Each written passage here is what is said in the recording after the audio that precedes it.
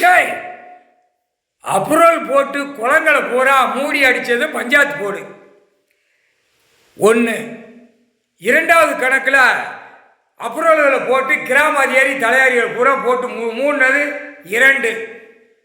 மூணாவது கணக்கில் ரோடை போடு, பிளாட்டை போடு, தெரு போடு, எல்லாம் உள்ளே போடுங்கிற அப்ரூவலை கொடுத்து பாழாக்கி வச்சது பஞ்சாயத்து போர்டு.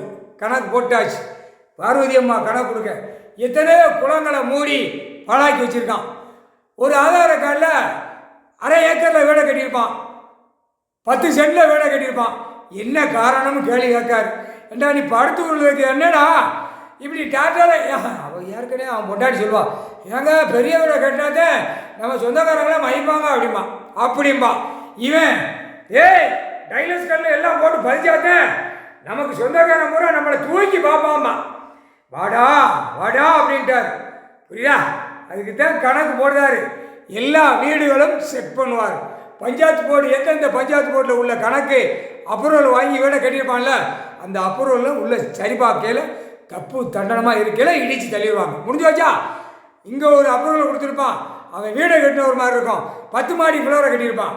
புரியுதா? அதுக்கு தான் பூரா ஆதார கார்டு, ரேஷன் கார்டு இப்போ வார்டு கணக்கை போடுவார். எல்லாமே செக் பண்ணுவார். அந்த உள்ள 2ஆம் நம்பர் வியாபாரம் தொழில் பார்க்குற வந்துடும், விவசாயம் பண்ணுறவங்க உள்ளே வந்துடுவான். எல்லாம் அனைத்து உள்ள வரையில் எல்லாம் மாட்டி தூக்குவார், விட மாட்டார்.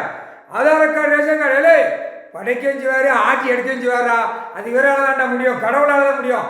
நீ பேப்பரை எடுத்து விட்டு விளையாடியாவா டெல்லி டு தமிழ்நாடு. அதுக்கு தான் கணக்கு போட்டார்ல. அப்ரூவலை வாங்கி டாராக போட்டிருப்பான் எல்லாம் விவசாயம் உள்ள இடத்துல. அது பூரா போனவன் வந்தவன் பூரா உள்ளே மாட்டுவான். முக்கால் சத்தியம் கணக்கு போட்டாச்சுரா. போட்டாச்சு, கணக்கு போட்டார், முக்கால் சத்தியம்